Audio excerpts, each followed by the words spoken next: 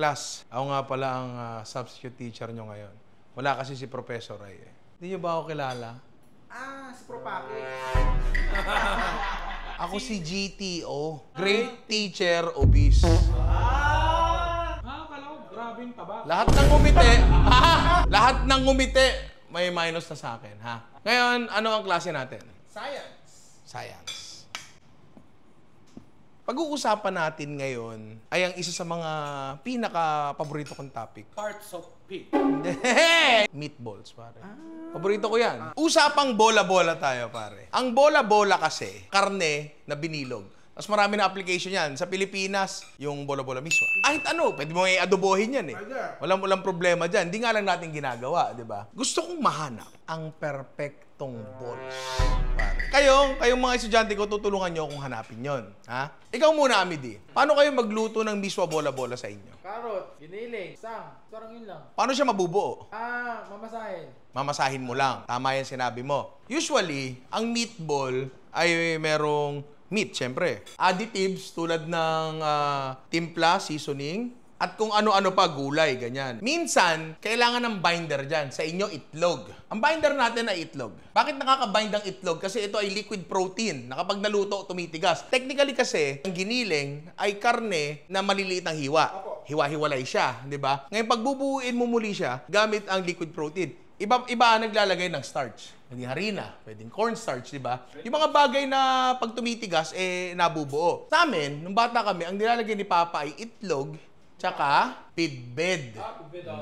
Kung bakit siya nakakabind, ay dahil para na siyang liquid in a way, na kapag hinalo mo siya, kumakapit siya doon sa mga pira-piraso ng karning maliliit. At kapag naluto, titigas siya, di ba? Ang ganda ng texture kapag may bitbed. Ang gusto ko kasing malaman dito, no? Hindi kasi nalaman ko kasi recently na hindi naman pala lahat ng tao ay nagbibitbed. At para sa ibang application, gusto mo spaghetti with meatballs mo may bitbed. Parang hindi naman okay at oo, di ba? Ngayon, ang gusto kong malaman dito, ang pangit naman ng whiteboard nyo.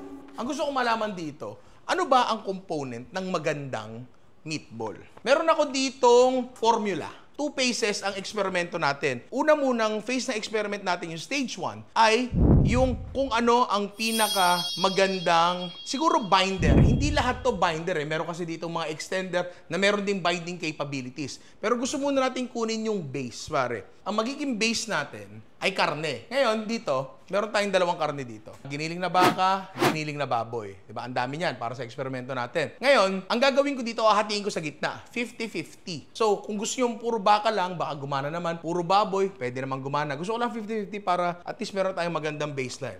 Beef, 250 grams. Pork, 250 grams.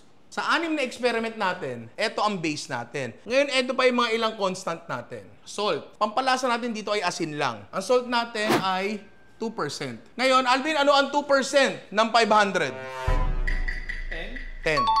Tama! Tama ka doon. 10 grams. 10 grams. Tapos, spices. Etong spices kasi, unless sobrang dami mong ilagay sa kanya, hindi naman masyado nagmamatter to. So, ang spices natin, 2% lang din. Pero for our experiment, pwede na tayo hindi maglagay ng spices kasi texture lang naman muna ang hinahanap natin. Tapos, liquid. Ngayon, bakit ka maglalagay ng liquid sa meatball? Kasi tandaan nyo, kapag naluluto ang kahit anong karne, kumakatas ng tubig yan. So, kailangan tayo mag-introduce sa kanya ng tubig. At dapat, yung mga ilalagay natin sa kanya ay merong water holding capability, di ba? Pero ang liquid na ilalagay natin ay ilalagay natin sa 8% cup. Pwede ka pang dumagdag, pero ito na yung reasonable. Alvin, ano ang 8% ng 500 kung talagang magaling ka sa math? 40. Ang galing mo talaga sa math. Kasi yung 2% ay 10. Wala akong pakialam sa solution. Ito medyo komplikado itong ginagawa natin ngayon, pero pagkatapos ito malalaman nyo na ang sukat para sa pinakamagandang meat. Tapos dito ngayon lalabas yung ano natin, binder natin. Meron tayong 6. Salamat. Ay, nalaglag. Thank you. Sabi mo sa nanay mo, type ko pa rin siya. Anyway, ang binder natin ay 6. Una, panad. Ang panad, basically, ito yung technique na ginagamit sa embutido. Tinapay na binabasa ng gatas. So, ang panad natin ay nagko-consist ng tinapay, 25 grams, tapos milk, 40 grams. Egg. Sa itlog natin, kailangan na, ito weird to. Usually kasi ang itlog hindi tinitimbang. Di ba? Since meron tayong sinusunod dito nakalagay dito 40 grams or 1 egg. Pero for this purpose, titimbangin natin yung itlog natin. Kailangan 40 grams. Liquid protein ng itlog. Ngayon, kung sumobra yan, maging 50 grams, I don't think may problema dyan, di ba? Next, ito pinaka-paborito ko. Ito madalas kong ginagawa. Breadcrumbs. Napakaganda talaga na sulat. 10% or 50 grams. 50 grams. Ang galing mo talaga, Alvin. Ito, medyo pangit to Papakita na lang namin to sa inyo para may guide kayo. Slurry. Ang slurry ay shorthand para sa cornstarch and water mixture. 15 grams ng slurry plus para maging 40 grams to. Ilang tubig idadagdag natin? 25. Ang galing mo talaga, Alvin. 25 grams water. All-purpose flour. APF. 22 grams. So, ang tubig natin dito ay mag-retain ng 40 grams. Ay! Bawal matulog dito. Bawal matulog. Makinig kayo. May quiz. Last natin ay wala. 50 grams. Wala nga eh! Bakit wala? Ito yung pinaka-ano natin. Benchmark natin. Ngayon, sabihin mo, paano ngayon mabubuo yan? Paano mabubuo yan? Eh, wala nga pandikit. Wala nga pandikit. Doon pumapasok yung sinabi ni Amity na madalas ko rin kinukwento dito sa channel na to, yung nilalamutak mo yung karne. Pag nilalamutak mo yung karne, imagine mo yan, giniling yan, malaki lang. Mentras nilalamutak mo, kumikis-kis yung asin tsaka ibang karne dyan, ang nangyayari, yung mga protina sa harap niyan, kumakalas. Naliliquify siya, hindi na siya naiba doon sa bitbit. Parang isang klase ng protina yun kung tawagin ay myosin. Ngayon, yung myosin na yun, dahil siya ay liquid protein, kapag naluto yan, mababind niya. Isa-isa. At mangyayari lang yun kapag nilalamutak mo yung karne. Kaya tayo may mixer dito. Lahat to ay gagamitan natin ng mixer. Kayo hindi. Hindi nyo na kailangan ng mixer talaga. Lamutak lang naman ang karne. Mga naglulungganisa nga sa palengke, yung planggana. Ang laki-laki nun. Yun yung point nun. Kaya kami mag-mixer kasi ang dami niyang par. 6 yan. Medyo mahirap yan, di ba? Ngayon, eto na yung phase 1. Meron pa tayong phase 2. Ay! Sino yung inaantok? Bawal yan ha. Makinig kayo. May quiz yan. Dito, makikita natin kung sino yung mananalo dyan. Kung sino yung mananalo dyan, papasok ngayon yan sa final round. Sa final round natin, texture enhancers naman ang pag-uusapan natin. Ito, 3 lang to. Gelatin, na natry natin nung nakaraan sa, Menchi Katsu ata. Paglalagay ng gelatin sa giniling. Baking soda. Sir, excited na sa PE si Mr. Ayaw na ng science. Porky chicks yung teacher mo sa PE? Ano na? Mag-alala. Type pa ko nun. Ang pangatlo natin ay combo. Magsasamahin natin yan dalawa para mapunta dyan. Yan. Salamat. Mamaya ko na ilalatag yung neto, yung measurements yan. Siguro mag-focus muna tayo dito. Kasi eto pa lang, kapag natapos na natin to, secondary na lang to yung phase 2 di ba? Okay na tayo dyan. Siyempre, pagkatapos ng lahat, gagawa natin yan ng 30 putahe, di ba? Kasi, ganoon ang ginagawa natin dito Excited na ba kayo? Opo. Ma'am, yes ma'am. Parang hindi ka excited Excited ako. Excited ka? Sa usapang meatballs. Basta usapang meatballs. Okay. Sige. Simulan na natin to. Isuot nyo na inyong mga laptop. Magsuka tayo ng karne. 50 grams na beef. Kung gusto nyo puro pork, walang problema. 50 grams na pork. Again, hindi nyo kailangan ng mixer ha. Tapos sa asin, ang asin na gagamitin natin dito ay, ilan yon, Mr. Rinera? Hindi pwede! Bakit mo siya tinuturuan, Mr. Constantino? 10 grams. 10 grams, okay. Tanga ka ba? Rock salt ang ginamit ko dito. Kasi ang rock salt ay magaspang. Makakatulong yan, yung pagiging magaspang niya, para mas maliquify yung labas ng mga karne natin. Ito yung panad natin. Gatas at... Napay. Galing. Kaya natin dyan. Ngayon mixer na natin yan. So ito saglit lang to. Around mga, siguro 5 to 10 minutes lang yan. Okay. Tanggalin lang natin yan. Ano to nga pala, important note to, ang giniling namin lahat ay galing sa palengke. Kung gusto yung gumamit ng grocery, wala namang problema. Pero ang dahilan kung bakit palengke yung ginamit namin dito, ay kasi generally speaking at least sa experience ko, kapag sa palengke binili yung giniling, mas malalaki kasi yung butas ng plate nila. Mas chunky siya ng konti, tapos grocery mas pino, di ba? Yun lang naman yun. Pero I think gagana naman yan regardless. Check natin yung consistency. Malagkit, dumidikit, hindi nalalaglag.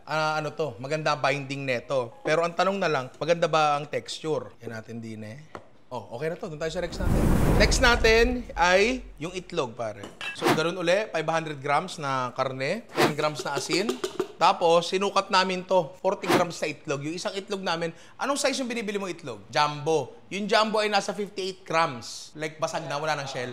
58 grams. So, binawasan talaga namin para mag 40 grams siya. Siguro baka medium na itlog, 40 grams, gano'n. Gano'n lang din, pare. So, ito na yung number 2 natin. Again, tulad din nung kanina, malagkit din talaga siya. Malaking tulong talaga yung, pag-work sa kanya. Mini-mixer. Pero again, hindi nyo kailangan, lamutakin nyo lang ha. Pakirep mo na to, pakilabelan, ilagay mo itlog. Next natin pare, ay yung pangatlo. Ganun uli. 500 grams na karne, 10 grams na salt, 50 grams na breadcrumbs. Yung panko breadcrumbs to yung ginagamit sa mga katsu-katsu. Ay, may knock-knock tayo ngayon! Sige, meatball 40 grams ng malamig na tubig. Lagyan na natin dyan. Ganun lang din. Kanina binanggit ko na itong breadcrumbs yung madalas kong ginagawa. Una sa lahat kasi, ang dahilan ng breadcrumbs kung bakit siya nandyan, sinabi ko nga kanina na pag ang karne ay naluto, kumakatas yan. Ang breadcrumbs ilagay natin ng tuyo. So kapag naluto siya, yung katas ng karne, sasaluhin ng breadcrumbs. Tandaan nyo, ang katas, sinasalo yan. Hanggang huling patak. Ito ang pinaka-stiff. Tutusin, pwede mo pandagdagan ng tubig to. Okay, makikita nyo naman yung resulta. Tapos, kung sa inyo, hindi okay, halimbawa, ay maganda yung breadcrumbs. Kaso, masyadong stiff. Sige, pag gagawin ko sa bahay, dadagdagan ko ng tubig. Kasi, hindi ko naman finifeed sa inyo specifically ano dapat gawin di ba? Yung mga resulta lang talaga, and kayo magpapayabong yan. Lagay mo na to sa rep, pakilagay breadcrumbs, yung tayo sa next one. So, uli, 500 grams sa karne, 10 grams ng asin. Tapos dito, ito yung cornstarch natin, yung slurry. So, meron tayo ditong 15 grams ng cornstarch, tapos 25 grams ng tubig. Haluin muna natin yan. Actually, sa meat processing, hindi talaga cornstarch ang ginagamit. Modified starch. Kung gumagawa ko ng longganisa, gano'n yung ginagamit ko Pero kasi, mas madaling hanapin to, mas mura pa. Gano'n lang din. Halo. Tignan natin to. Medyo mas hindi siya malagkit ng konti. Marami naman siguro sa atin na nag-attempt ng maglagay ng harina sa bola-bola. Ito ay cornstarch. Tandaan natin, ang cornstarch, kapag nilagay mo sa tubig, hindi nagiging masa. Diba? Parang ano lang siya, humahalo lang sa tubig. Kaya siguro ganyan siya. Ngayon, ina-expect ko, yung next natin, which is all-purpose flour. Hindi, sige, mamaya ko na didiscuss yun. Pakirep na to. Pero ulit.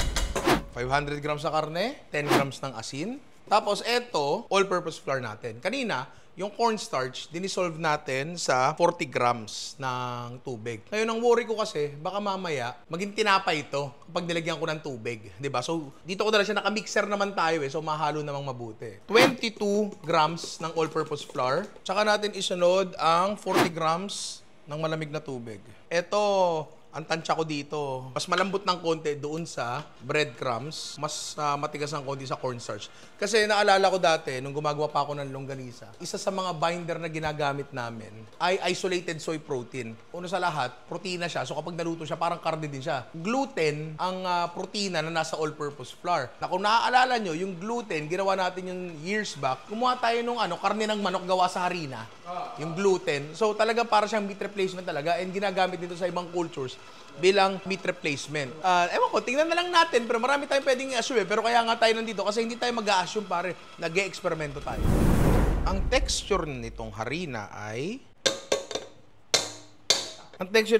tama nga, medyo mas matigas at mas malagkit siya ng konti kaysa dun sa cornstarch. As expected, pero hindi naman nagmamatter yun. Ang nagmamatter dito is ano ba yung property sila kapag naluto. Oy! Who's there? Meatball. Meatball who?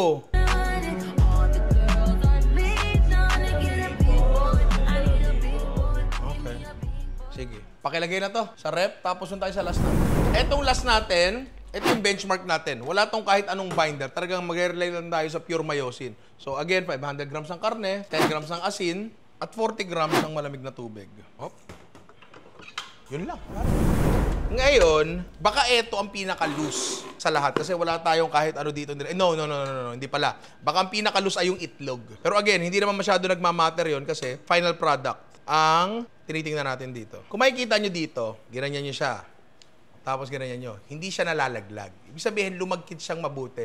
Ewan ko kung kita. Hindi ko alam kung nakikita nyo yung tuldok-tuldok. Yan tuldok-tuldok na yan, I think indicator yan na maganda yung protein extraction natin. Saka, once na gumanyan yan, hindi nalalaglag. Sabihin, malagkit siya enough, di ba? Hindi mo talaga kailangan ng binder para makabuo kasi pag tumitingin ka ng mga sausage maker sa Amerika, which technically, ang sausage, meatball din naman yun Di ba? Nilagay mo lang sa bituka. Wala silang ibang nilalagay. Yung iba naglalagay, pero iba hindi. So ngayon, pakirep na yan, magsasalang na tayo pare. So ngayon, eto na, karne natin. Tapos, meron tayong nakahandang, tubig dito. Hindi natin sila pipirtuhin, hindi natin sila i-roast. Ipo-poach lang natin sila sa mababang temperature. Nagtanggal nga pala akong sombrero, ang init eh. Tira nyo, hindi masyadong kumukulo. Ito medyo malakas to, hinaan ko to. Okay, ganyan lang. Mainit na tubig lang pero hindi kumukulo. Para consistent din, gagawin natin sa testing natin. Kailangan yung balls natin ay consistent din. Gagawa ako ng 50-gram ball. Mantika. It helps na iganyan yung bola para ma-make sure na walang hangin sa loob. Mga ganyang kalaki. Ngayon, bilugin lang muna natin to tapos salang na natin. Hindi ko alam kung mapapansin ba sa camera, pero dito, unang tingin pala, may mga pagkakaiba na sila. May mas maputi, ganyan, merong parang mas pino, merong natural na karne pa rin yung itsura, at ito yung indicator nila. Kita naman dyan, di ba? So, isa lang natin to, isa-isa, kaya tatlo to, kasi 6 to, so para 2 batches. So, isa lang muna natin to. Ito yung benchmark natin. Ito yung giniling lang asin tsaka tubig. Kaya natin dyan. Tsaka kanina nung binibilog namin ni Amity, ramdam mo talaga na may pagkakaiba sila. Kaya natin yan dyan. Cornstarch. Palagay ko, medyo luto na to. So again, lalagay natin yan dyan. Ito yung benchmark natin. Ngayon, same tubig na lang yung gagawin namin. Kasi sa timpla, wala namang naiba dyan. George, ito ano to? APF. Nag-enjoy ako sa mga gantong episode. Diba? Tapos, ito, cornstarch. Yan. Dito, looks-wise, halos pare-pareha naman siya. Pero tama si George. Parang nag-expand tong isang to. Oo. Sa cornstarch, medyo mas bouncy. Pinakamalambot yung karne lang. Oo. So ngayon, sasalang na natin to. Ano tong number 3? Breadcrumbs. Ang manok ko talaga dito yung breadcrumbs. Itlog to. Ang lambot ng itlog. Oh. Ito yung panad. Tinapay at gatas. O yan. Garo na ulit. Lutuin natin, tapos tikman na natin. Tulad ng chicken balls. Itong mga bola-bola na to, dahil meron nga tayong mga nilagay na kung ano-ano, medyo nag-e-expand siya pag bagong luto. Tapos iimpis din ng konti kapag lumamig ng konti. Tira mo dito. Ako, sa akin naglalasang bola-bola ang isang meatball kapag nalalasahan mo yung itlog. Ito yung tinapay na may gatas. Paano nga? Ha? Knock-knock. Who's there? Meatball. It started when we were younger. And you were my meatballs.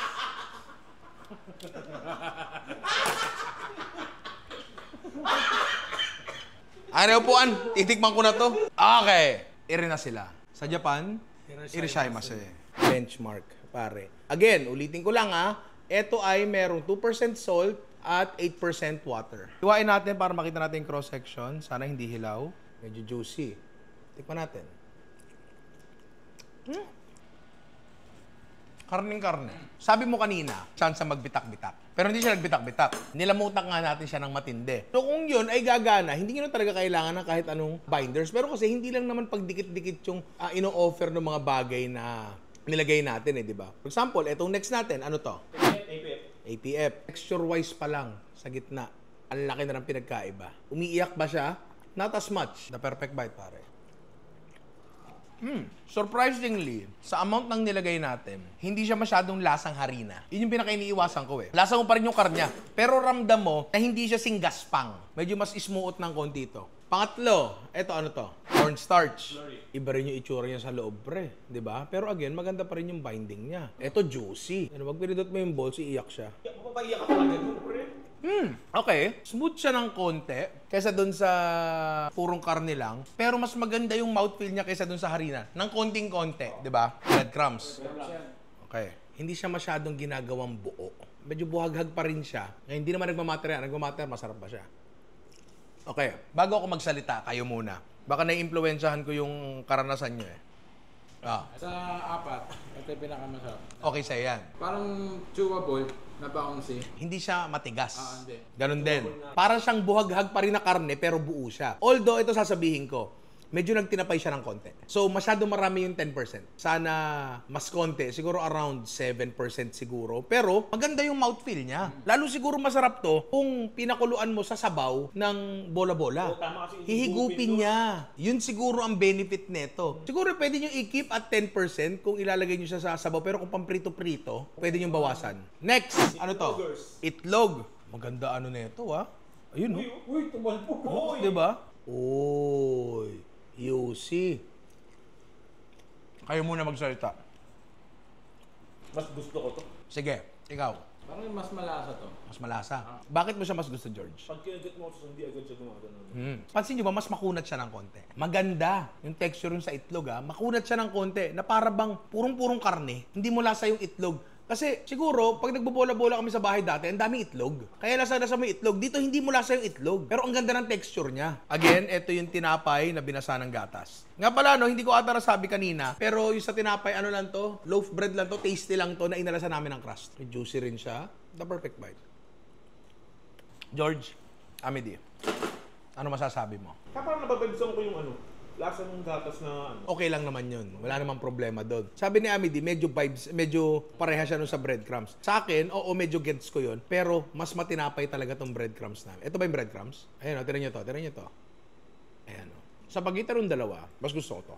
Yung panad. Amedy, pakiabot ang timbangan. Ito, Amedy, paki-record to, ha. Weight test tayo. Tingnan natin yung weight loss ng bawat isa. Pare-parehas 50 grams to. So, ang gagawin natin, magtitimbang tayo ng 4 na piraso versus 200 grams. Dito muna tayo sa ating benchmark. 149. Ang laki nang nawala. Nawala ang 30%. 25%, sorry. 25%. Kaya lista mo yan, Amedy, ha. Ito, ano to? APF. 177. 23, alam ko yun. Kahit may nilagay tayong kung ano-ano ingredients dito, at the end of the day, nung sinusukat namin siya, per gramo ay 50 grams. Cornstarch, 168. 32 grams weight loss. Eto, ano sumunod? Breadcrumbs, 183, 13 grams lang, 17 grams. Sabi sa'yo, mabilis ako magmat eh. Hindi nga lang tama. Ano to? Itlog, 158.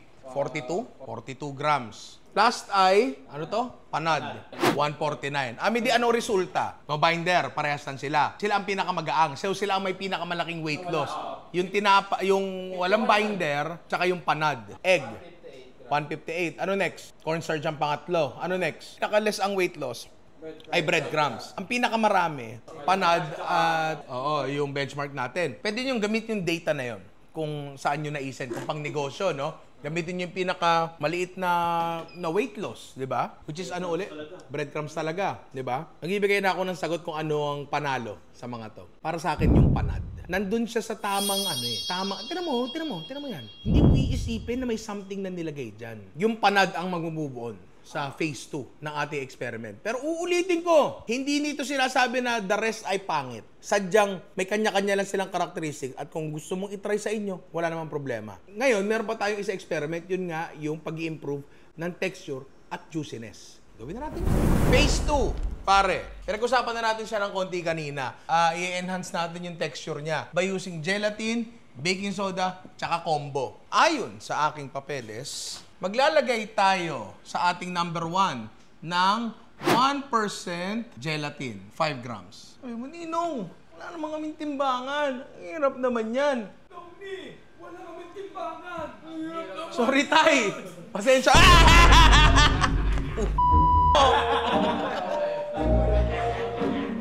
Bawisan ako. Kala ko katapusan ko na. Anyway, mabalik tayo sa ating diskusyon. 5 grams gelatin plus 40 grams water. Kung gusto nyo ang volumetric na measurement dito, ang 5 grams ng gelatin ay nasa around 1.5 teaspoon. Tapos sa number 2 natin, 0.25 to 0.30 baking soda. Ang measurement nun, mahirap timbangin yan.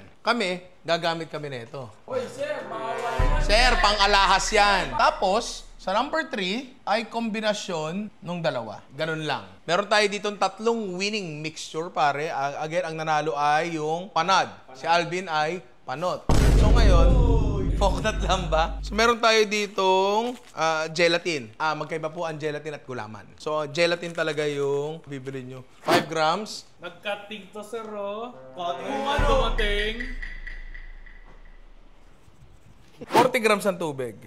Ang hirap palang magtarya ng gramo-gramo, no? Hindi ako sanay. Tumatakal na lang yan, eh. Ngayon, yung gelatin natin, kailangan natin yung ipa-bloom. Papa-absorb ng tubig. Ito, tira nyo to. Kita nyo, basa-basa pa. Mamaya, mamamaga yan. Sige, tulad ko na. Sige, yun na. Ako na nagsabi. Ngayon, kailangan natin sukatin yung baking soda rin. Ang ibibigay ng baking soda ay yung plumpness. Alala nyo nung nag-try tayo ng velveting technique, di ba kakaiba yung karne, yung tenderness ng karne. Ang problema lang din dito, talagang minsan talaga, naglasang sabon. Ngayon, kung mahilig ka naman maglaba, wala sigurong problema sa'yo yun. Pero kaya konti lang ang ilalagay natin. Napaka-konti lang talaga nito. Sa kalahating kilong karne to, same pa rin yung measurements natin kanina. O yan. Yung gelatin, ang benefit niyan, yan ay solid kapag malamig, liquid kapag mainit. So, ideally, magbibigay yan ng kakaibang juiciness. Welcome to gelatin, kuya. Hindi na nalaglag yan. George, markahan mo nga tong mga to. 1, 2, 3. Sa 1 natin, gelatin lang. Oo, yan natin yan dyan. Sa 2 natin, baking soda lang. Sa 3 natin, gelatin, baking soda. So dito, dahil na-extract na naman natin yung protein ng mabuti niyan kanina, nung ginawa namin yan, hahaluin na lang natin to, pero ano pa rin, lagyan ko pa rin ng puwersa.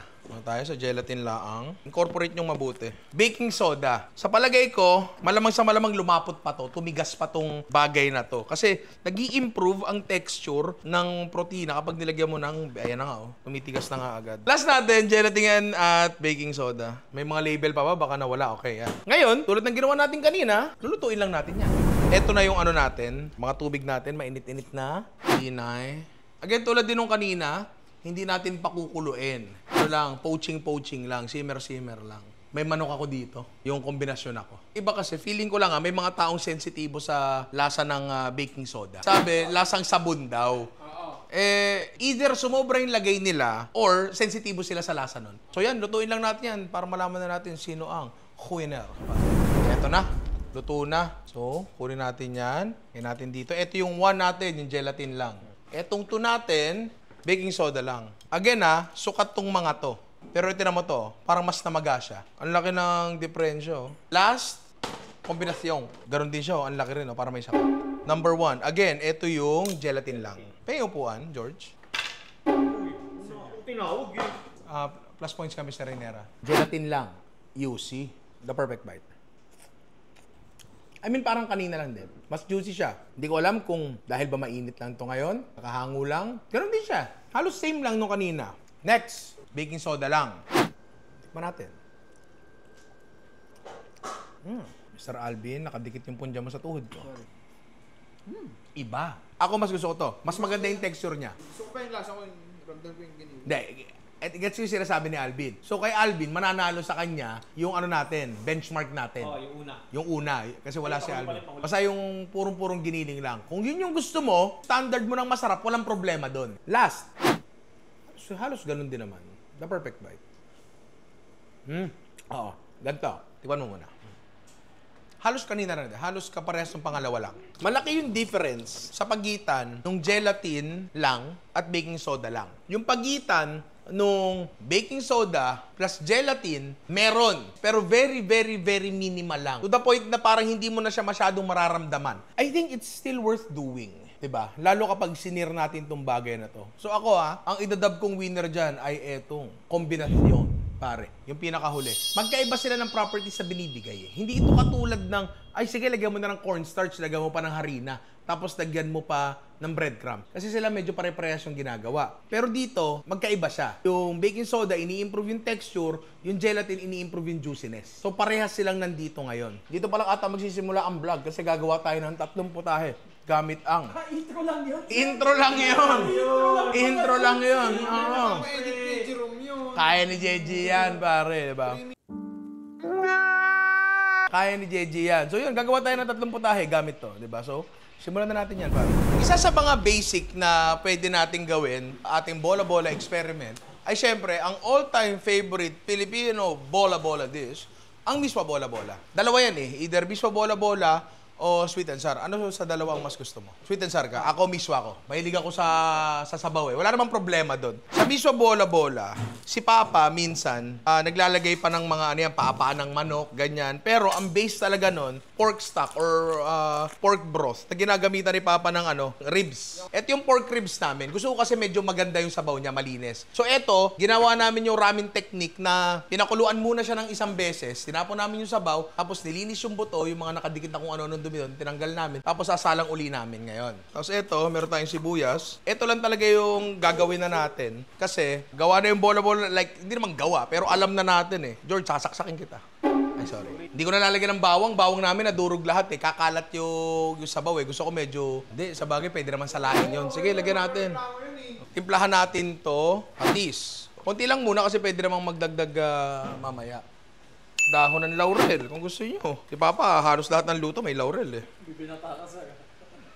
Punitin ang sedula! Tapos, tambuo. Pakuluan lang natin yan. Tapos, assemble na natin yung ano natin. Bola-bola natin. Ganun lang kadali. Ganun lang din yan. Yung panalo natin. Again, yung tinapay and milk mixture. Tapos yung kombinasyon ng baking soda and gelatin. Ngayon, dahil nga ang ginamit ko dito ay bawang na durog. Medyo makalat yung sabaw niya. Pangit lang siyang tingnan. Lipat lang natin dito sa lain natin. Maganda yung sabaw natin. Malinaw-linaw naman. Oy! Who's there? Meatball who? Nandito ako. Maganda pa rin yung kay Ian. Ay, kay Kuya Ray. Ang ganda nung akin. Ay! Who's there? Meatball who? Sino pa ba walang knock-knock? Yung totoo. Ay, sige. Sino pa? Wala ka pa? Knock-knock. Meatball. Meatball who? Meatball is on fire! Maunahan pa ako eh. Ganyan kasi. Minsan kasi, kala ko saving the best for last. Kaso nauunahan tayo eh. And ang bola-bola, bola-bola may sabaw nyo, Bin. Ano laman sa loob nun? Anong laman nun? Sa amin, ang nilalagay ni Papa, minsan may sibuyas. Hindi lagi. Pero bawang lagi yan. Meron yan. Oh, carrots yan. Meron yan, Matik. Oh. Sang. May sang sa loob. Mali kayo.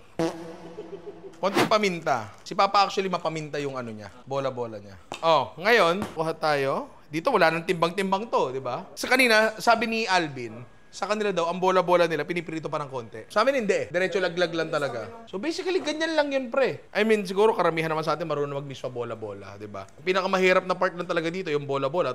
Tulad doon, eksperimento pa tayo. Pero di nyo naman kailangan gawin yung kung pangtanghalian lang, di ba? So lulutuin lang natin yung bola-bola, tapos halos tapos na yan, pare. Okay na yung bola-bola natin. Miswa na lang ang kulang yan. Sa miswa, pag si Papa nagpapabili, lagi yan sinasabi, miswa, taling pula. Pareha silang taling pula. Pero, tingnan mo, yung pagkakaiba nila. Mas mataba yung isa.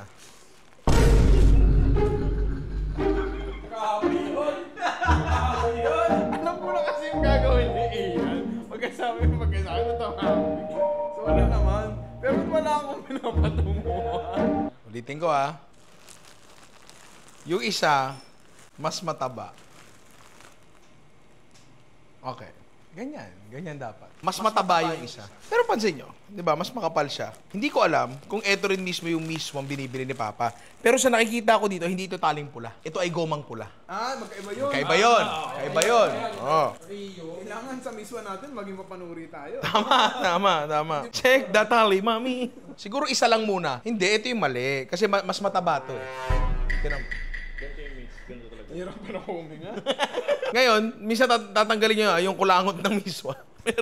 Meron talaga miswa, minsan yan. Yung bukol. I mean, masarap naman yan. Ganun pa rin naman yan. Masarap yan eh. Kulang. Sa miswa, medyo namamagayan. So, medyo nag-aalangan akong ilagay itong isang to. Ba't ba natatawa ka sa lahat? Namamaga, mataba. Oh, ngayon, titimplahan na lang natin yan. Nice. Tapos, ito hindi ginagawa ni Papa. Talagay tayo ng Knorr chicken powder. Well, si Papa gumagamit ng Knorr chicken cubes. Kuha tayo ng kalaban ni Mario. Bausa. Yeah. Angat lang natin yung miswa ng konti para kita. Baka magulat sila. Ay, miswa. Miswa garlic. Ito, wala nito sa bahay. Wala. Spring onions. At ito na, pare, ang ating unang putahe na ginamitan natin ng ating meatball experiment, ang ating miswa bola-bola na talaga nga namang mukhang masarap. Pero paano natin malalaman kung masarap yan? Tikman na natin yan. Pero Jerome, slow mo muna konti lang. Let's get it! Let's get it! Let's get it! Sabaw muna. Napaka-simple ng lasa ng sabaw ng bola-bola. Pero napaka-comforting din talaga. Nalagay natin yan sa kanin. Ang bola-bola. Ang ganda, par. Natin ang kanin. The perfect bite, pare. Paminka! Ay, miswa. Sorry. Mas masarap to sa bola-bola ng tatay ko. hinahanap ko pa rin yung lasa ng isda. Yun yung kinalakhan namin. Yung bidbed. Hinahanap ko yun. Pero kasi, kapag naglagay ka ng bidbed, may kunat siya. Pero eto, walang bidbed, pero may kunat. Baka ma-emulate nyo na sa inyo yung kunat na na-experience namin sa bola-bola dito. Kasi hindi naman lahat ng palengke ay may bidbed. Di ba? Bakit hindi yung mga simpleng ulam ay bigyan natin ng karagdagang pagmamahal? Katulad si Ian. Tita Maylin, gusto ko lang sabihin na si Ian ay sawang-sawa na sa pilinyahang manok mo. Gusto ko lang sabihin yon. Pag yung mga ganyang bagay, yung mga ulam na yung mga mainstay na sa bahay nyo, bigyan mo ng konting effort, mas mabibigyan ng appreciation. Kasi aminin natin, sa bahay minsan paulit-ulit talaga ulam. Tama! Ngayon, etong simpleng bagay na ginawa natin dito, hindi siya naman komplikadong bagay eh. Simpleng-simpleng putahe to, pero dapat itry nyo to using yung technique na ginawa natin. Meron kayong kakaibang ginagawa sa sabaw, bahala kayo, gawin yan. Pero ang focus kasi natin dito is yung bola-bola mismo. Pilipinas tayo. Lilipad tayo. Papuntang Japan. Diyan paliparin mo ako, para hindi mo kang tanga. Ang next na lulutuin natin, ito nga ay medyo Japanese inspired. Gawa tayo ng teriyaki meatballs, pare. Initially, nung kino-conceptualize ko to, grilled dapat. Naisip ko, kapag in-stick mo yung meatball, tapos inikot mo, gugulong lang. Tapos naisip namin, gamitin namin yung kebab skewer. Kaso, kapag gumagamit na ng mga ganong klaseng gamit, baka wala kayo. Gamit na lang tayo ng meron, which is kawali. I-deep fry na lang natin yan, yung mga balls natin. Tsaka naiintindihan ko na may mga nanonood dito sa atin na mga naka-kondo, bawal mag-ihaw. Diba? Etong lubrication ko ngayon, tubig lang. Kanina mantika yung ginamit ko. Pero kahit ano naman, di naman masyado nagmamatter yan. Pwede nyo ring pwede nyo rin ginagawa ni mama to. Si mama pa si papa, di ko maalala. Sa sweet and sour, binibread muna yung bola-bola. Harina, cornstarch, o kung ano man bago sarsahan, para mas kapit. Pero dito, naisip ko, hindi na. Kasi meron tayong gagawin technique para kumapit yung sauce dun sa bola-bola natin. Okay na to. Ngayon, rekta na natin yan. Kung tayo gagawa ng sauce, hindi masyado pala maliit to. Kunin na natin to. Lagay natin dyan. Kahit may tubig-tubig pa. Pwede nyo palagyan ng luya kung ano mang klase yung teriyaki sauce nyo. Bahala kayo. Japanese soy sauce. Mirin. Damihan natin. Tapos, white sugar with 16 ounce. So ngayon, gaganyanin lang natin yan hanggang mag-reduce, hanggang lumapot. Tapos, hopefully, lumapot siya enough para kumapit doon sa meatballs natin. Kapit na kapit. Diba? Kunin na natin yan. Kaya natin dinay. Ay, parang teriyaki syrup. Ay, sesame seeds. Spring onions ang pangit ng pagkakahiwa kasi si Alvin gumawa nito. At eto na, pare, ang ating teriyaki meatballs. Sa mukha naman talagang napakasarap. Pero paano natin malalaman kung masarap yan? Napaka-angas. Jerome, slow mo muna. Let's get it. Let's get it. Let's get it. May nakalimutan pala ako, Je. Sorry. Iyan. Okay. Je, ingay na. Balik na kayo sa biron. Let's get it. Parang miss na balls na era. Ingay natin ng pickled ginger. Tapos canine. Ini ka sa akin, bibag. Yung teriyaki natin. Punitin ang sedula! Ba't ako pumipiyok, pre? Yung teriyaki natin, sa akin lang kulang sa tamis. Pero madali i-adjust. Kung timpla-timpla lang naman, maayos yun naman sa inyo yan, di ba? Kaya mo yan. Sige, isa lang kaya mo sabihin mo. Sabihin mo, saktong-sakto yung baking soda tsaka gelatin. Saktong-sakto yung baking soda at yung gelatin. Diba? Pero etong ginawa naman natin na to, pwede nyong gawin sa existing yung bola-bola recipe. Nanood na rin kayo ng pagkahaba-haba. Gano'n na lang. Gawin nyo na rin to. Dahil ang ganda ng texture niya, hindi siya nababasag lang bigla sa bibig mo. Yung malapot niyang sarsa, habang inunguya mo siya, nagmimix siya ng mabuti. Pare, ang sarap. Ibang klase to. Try nyo to. Punta sa next na. Ang last na gagawin natin, pare, ay medyo, medyo Italian style ba? Ano bang tawag dito? Poplet al pomodoro on soft polenta. Parang meatballs with tomato sauce. Tapos, ang pinaka-starch natin dito ay polenta. Mamaya natin pag-usapan yung polenta na yan. Mantika, tapos sibuyas. Marami sibuyas. Yung sibuyas na yan, lulutuin natin yan dahan-dahan. Minsan kasi sa bawang, lumilitaw yung puti-puti niya. Hindi siya masyadong magandang tingnan. Pero gawan na lang natin ang paraan mamaya para makinis yung pagiging tomato sauce niya. So inuna ko yan kasi medyo matagal yan. Kasi pagpapawisin natin yung sibuyas dyan. So asin, yan natin. Ito yung natirang meatball. May ilalagay lang tayo. Diyan, pansin nyo, isa lang yung base meatball natin. Tapos ilalagyan lang natin ng kung ano-ano, nag-iiba siya, di ba? Tulad dito, bawang. Eto, parsley kulot. Hindi ako masyadong fan nito kasi medyo mahina-hina yung lasa niya. Chopin lang natin yan. Medyo pino. Yan natin yan, Dayan. Oo, Dayan nga. Oh, eto, basil naman. Fresh basil. Namutakin na natin yan. Dito sa sauce natin, yan, canned tomatoes. Marami kang pwede paglalagay dyan, pero mamaya na natin galawin yan. Dito tayo ngayon sa ating meatballs kasi isisir natin to. Kabaliktaran na lang? Ma'am! Tama. Nagpapasikat ka! Yan. So, isisir lang natin yan. Kapag nasir, ma'am naman. Hindi, ilalagay na natin sa sauce yan. May tusta na, yung meatballs natin. Lagay na natin din na. Dayan nga. Isisimmer na lang natin yan dyan hanggang lumapot-lapot ng konti yan. Actually, ibang nakikita akong tomato sauce, hindi talaga siya ganun kalapot. Mga Italian dishes Yan, naglagay pala ako ng asin. Kaya natin na, hoy, tawag nila sa anchovies ay Italian MSG. So ngayon, saglit na lang yan dyan, gawin na natin yung ating polenta. So basically, siya ay giling na mais. Cornmeal, parang ganon. Hindi ako sanay magluto nito. So tulad ng maraming tao, pag hindi sanay, anong ginagawa? Hindi na lang ginagawa. Hindi, sinesearch sila sa internet. So ang sabi doon, 1:4. Nalagay ka ng polenta, tsaka choice mo ng liquid, tapos butter, tapos parmesan cheese. Ayun natin. Lulutuin natin sa... hindi pa shoot, sorry. Lagyan natin ng tubig. So, hindi ko sure talaga kung ganito ba dapat ang polenta. Okay naman siya. Masarap siya. Sabi doon, butter. Ayun, mas tumitigas pa siya. Nalagyan ng asin. Lagyan natin ng parmesan cheese. Pengen na pang plating. Ay, may bago. Serving platter kasi yan eh. Ito kakainin. Hindi ka naman kakain diretso dyan eh. Oo nga, hindi ka naman kakain diretso dyan. Serving platter kasi yan. Ang tampo tuloy.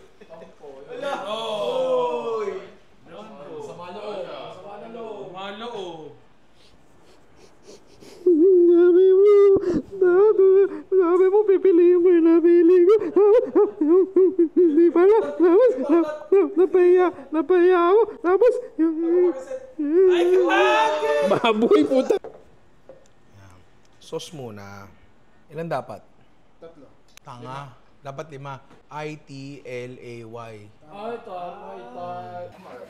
At eto na, pare, ang ating meatballs in tomato sauce with polenta. Pare, na mukha naman napakasarap. Pero paano natin malalaman kung masarap yan?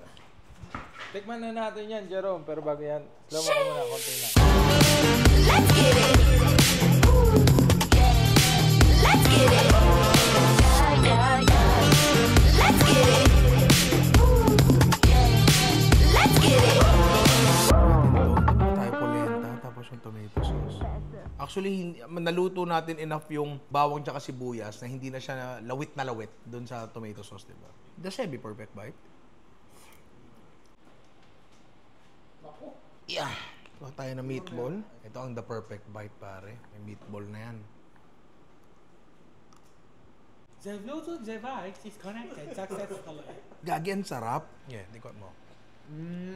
Bagay yung ano? Polenta. Tomato? Bagay na bagay yung tomato sauce doon sa meatball na ginawa natin. Tandaan nyo, bawat kultura sa mundo, merong klase ng binilog na karne. Pag na-nail nyo na itong technique na to, pwede na kayong gumawa ng kahit anong klaseng meatball. Lalagyan nyo na lang sila ng karagdagang ingredients para makuha yung timpla ng bansa nila. Pre, ang sarap ng polenta. Hindi ko alam kung nakakain na ba ako ng proper na polenta, like nagluto ay may alam, like sa restaurant. Hindi ko maalala eh. Huwag ka muna sumubo eh. Susubo na eh. Kaso biglang comment of the day. Sino ba yung comment na? Dito rin nakasubo si Amid eh. Nitrous oxide 1722. Familiar ba sa'yo na nitrous oxide? Medyo. Bakit? May kilala niya ba ako? Guild natin to, di ba? Oo. Pero kasi, Wala lang. Bin. Si nitrous oxide kasi, dalawa kasi yan. Ito, konting history lang Si N2 oxide. Yung nitrous oxide, guild ni Reggie yan. Kasi kotse-kotse, di ba? Si N2 oxide, idol kong knight dati sa Chaos yan sa Ragnarok. Oo. Tapos nalaman ko, nung nag-college ako, binil din pala siya. Oo, nagkita kami yan si Jared, ang pangalan niya, no? Anyway. Grabe, habang nanonood ako at napapakinggan kayo, parang bumalik na din ako sa pagkabata ko, aka Paluan Days. Panahong tumatakas pa ako sa mga magulang ko para makapag-computer, mag-rent sa PlayStation, etc. Thank you, Ninong Rai at Boss Dino. Sobrang salamat sa collab nyo na to. Actually, no, hindi ko in-expect na ganun kaganda yung magiging response doon sa BOH si Dino. Kasi alam ko, salungat yung market namin. Hindi naman salungat, may konting overlap, di ba? Iba yung market ni Dino eh. Ang market ni Dino, gamers. Ako, market ako ni Dino. Kaidaran ko halos si Dino. Ilang taon lang ang agwat namin yan, di ba? Ang totoong dahilan lang naman kung bakit ako nakipag-collab kay Dino, kasi fan ako. Yun lang naman din talaga. Gusto ko lang talaga siyang ma-meet. Nakakatuwa, nagkaroon kami ng konti pag-uusap, tapos umuwi siya sa Pilipinas. Ayan, natuloy na, di ba? Tapos may mga comment doon, pre. Sabi doon, hindi ko to kilala pero interested na ako sa kanya. Ang ganda ng story. Hindi natin alam kung duwende yung nanonood na yun, di ba? Pero may ganon. Kaya, ewan ko, ang ganda lang no response kasi ang ganda rin naman talaga ng kwento ng buhay ni Dino. At magaling ang storyteller si Dino. Sobrang husay. So maraming salamat sa panonood mo. And ayun, ang dami na-inspire kay Dino. At kung hindi nyo pa napapanood, panoorin nyo. Amity, halika na dito. Kasi nabago ako, naghahanap ako ng kanin. Oh. Ang juicy nga ng meatball. Ang juicy ng meatball, di ba? Kumakatas talaga siya. Wala tayong masyadong binago doon sa meatball, dinagdagan lang natin, di ba? Nung nakuha na natin yung mga resulta ng experimentation natin, ayun na, in-execute na natin at na-apply siya sa Filipino, Japanese, at Italian dish. So, ibig sabihin, hindi lang dito ang ano yan, hindi lang dito application yan. Dito sa meatball na to, pare, the possibilities are endless! Sobrang dami nyo pang pwedeng gawin, di ba? And yun nga, maraming salamat sa mga nanonood dito. And ilalagay ko dito, final recipe na nanalo. Post nyo na lang with proper measurements. Gusto ko sanang tapusin tong vlog na to para makapagpahinga na. Kaso, yung iba dyan, wala pang Oh, who's there? Meatball. Meatball who? Uso pa ba? Oh, who's there? Inspired by Alden. Oh, okay, okay. Right before my eyes. Know that So dahil kompleto na, nagalay na rin ang mga between, pwede natin tapusin tong vlog na to. Jay, lagay ka na lang ng picture dito ng Nino Rai merch, pare. Pwede kayo umorder, may t-shirt, may riding jersey, may polo, lahat. Pwede yung orderin. So yun nga kung nakikita kayo, pwede kayo I love you mga inaanak. Oh, sumayaw ka.